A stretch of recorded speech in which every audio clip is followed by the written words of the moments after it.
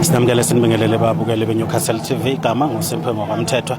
Namhlanje ke siseMatateni Majuba FET College eseMatateni lapho section 2 license ekhona. Kunomcimbi wokuthweswa kweziqu kwabalaphi bendabuko balapha ke esifundazweni saKwaZulu Natal nakwezinye ke izindawo okubanjwe isikhungo la esaziwa ngeSouth African Traditional Health Med Institute.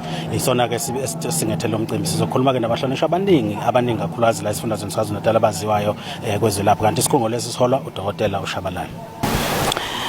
Ayike babukeli bethu sithokoza kakhulu ukuthi sikhulumisana nosolwazi uVVO Mkhize abaningi bamazi ke kakhulu siyamazi kakhulu ke uDokotela Mkhize wakwaba inqalabutho kwabanye abasakazi kulesi sikhathi esedlule kule minyaka edlule yama 80s nama 90s kanti ke njengamanje ngomunye obelapha bendabuko abahlonishwa kakhulu esifundazweni saKwaZulu Natal.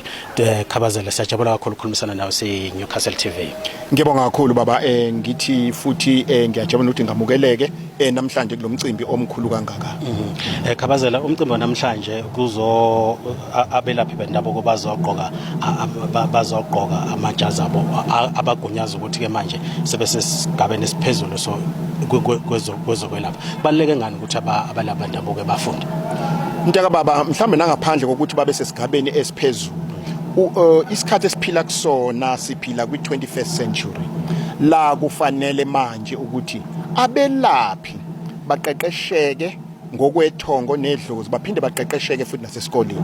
Yini ngisho kanjena baba uyabona emandulo mawukhumbula kahle kwakuthwaswa kusetshenzwe kwenziwe yonke into ingakho sibhukudoda ke thina belaphi banamhlanje ngoba akho lutho lwabhalwa phansi and futhi akho lutho lwacutshungulwa abelapha abadala kuzange kwabhalwa lutho ngabo ososobala okhekhekhe njalo njalo. Ngakho ke namhlanje iyangijabulisa ningakho ngithe angisukume ngize nami ngizoba ingxenye lento ngoba imfundo ayivise emqoka namhlanje kumelaphi wendabuko. Yini na two things baba, you have to be a scholar and you have to research. Fanele sicwaninge manje mkhulu ukuthi okay ukuthi makanje kanje kwenzeka kanjani. Uyabona mawusesigodlweni uhlolela umuntu ufuna uyithathe le material kuwena ibe isifundo esithile ozosibhala phansi. Uyabona nje ubhekisa kahle kubelapha bendabuko akukho lutho olubhalwe phansi olichazayo ukuthi kunento eyakuyavezwa umelaphi othile kanje. Uyayibona leyo kodwa manje siyakudinga ke namhlanje lento eyenziwe uDokotela uShabalala inkulu kakhulu. Bengilengizwa ngendaba ngayo ngazi ngahlangana na uShabalala nje bese ngibizile namhlanje ukuthi ngizokhuluma ngalokho. Okunye ngifuna ukusho iNyuvesi yaKwaZulu Natal ivula into ekuthiwa iCharge umsamo ngoba uma umsebenzi wabelaphi ungakangene euniversity asikenzi lutho. Fanele ukuthi ama-academics awamukele kufanele ukuthi i-information and-knowledge yolwazi nefilosofi kugcine kusemazweni onke. Namhlanje kuzohlonishwa ubaba omdala esimhlonishwayo umelaphi ubaba uMagujwa. Lokho kukodwa ukhona into umuntu oseke wabhala ngobaba uMagujwa akekho. Sifuna lokho ukuthi akubhalwe ngoba ehambe emhlabeni kupheli ikole xoxo kuthiwa wayekhona. Ngakho ke lento yenzeka namhlanje ingagcini nje kuphela. Let's produce people who will publish the works of the elders kulomsebenzi. Khabazela ngesonto ledlule bengihambela umcimbi othi awufane nalo endaweni yaseBlabhosha. Okwathiwa ufundisa abelaphi bendabuko wabalalwa into ezintathu okanye abelaphi bendabuko ababekhuluma lapha eNikezithuba bebalela into ezintathu abantu bafundiswa zona. Khona wathi bafundisa ukuthi uma umelaphi bendabuko kumele ube negodlo ezintathu.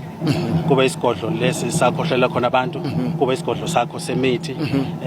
Angisakhumbula ukuthi lesi isigodlo sesithathe sami. Ezinye izinto babalule indaba zokuthi uma ngabe ugobela awukwazi ukuthi khona lapho usuyaqonywa noma usuyaqoma.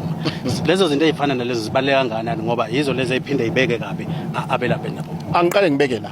Singasho I think bekhuluma ngegodlo ushiya indumba. Yes. Right. Zingaba ntathu indumba. Kodwa mina bese ngehluka. Baba lo msebenzi wena uyisisebenzi kunabanikazi. Abanikaziwo abasho ukuthi banendumba ezingaki. Mawuyibuke ku-TV lapha eMlambo Munye zintathu ngempela oguqa abathathu ngoba kwasho bona. Akusho ukuthi lokho akusho lokuthi sesingakubeka as a principle. Uyangizwa lokho. So ke ngizama ukuchaza ukuthi abelaphi ake balalele ukuthi batshelwa ukuthini abanikazi bomsebenzi. Okwesibili baba, awukwazi ukuthi uthi wenza lo msebenzi, this is a sacred work. Awukwazi ukuthi wenza lo msebenzi ubuqonywa futhi. Awukwazi ukuthi wenza lo msebenzi ubuthakatha futhi. Umuthi wokwelapha nomuthi wokubulala akuhlangani mkhulu. Umuntu okokuqala nje mengena esigodlweni, isigodlo is the whole place. Ake sithathe ngokuthi yonke le ndawo sibiza ngesigodlo. So mawungena la into oqala ufuna uphakama umoya kuwena ozofuna usizo uzokuthi hawu cha naku sengelapheka.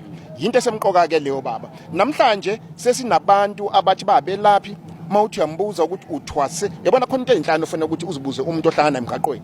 Methi uthwasile. Mbuzo oqala ukuthi ungene ubani. Okwesibili bunyanga buni. Okwesithathu bani umnyazi wezikhwama. Okwesine okuyikona okusemqoka kakhulu ukuthi lobu bunyanga bu-originator kuphi, khabo mama noma kuboka baba. Bese ukuthi okugcina ke bese kuba ukuthi impande yesigodlo sakho yini na. Mehlo kuphendwa lembuzo akasilutho. Khabazela siyabonga kakhulu singakhuluma kushona ilanga. Siyabonga. Nina benkosi uDr Vivi Mkhize besikhuluma naye. Ayike nina benkosi sesikhuluma ke sikhuluma no Dr Usimelane. Dr Usimelane yaziwa kakhulu uMagutshwa uhlala le ndaweni ngasemadlangeni. Uhlala eLembe. Magutshwa siyabonga kakhulu ukuthi sikhulumisane nawe namhlanje. Sizwile kuthiwa namhlanje uzohlonishwa kulo mcimbi namhlanje.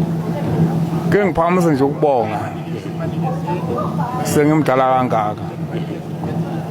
Ngibonge futhi into ebengade ngingayilindele.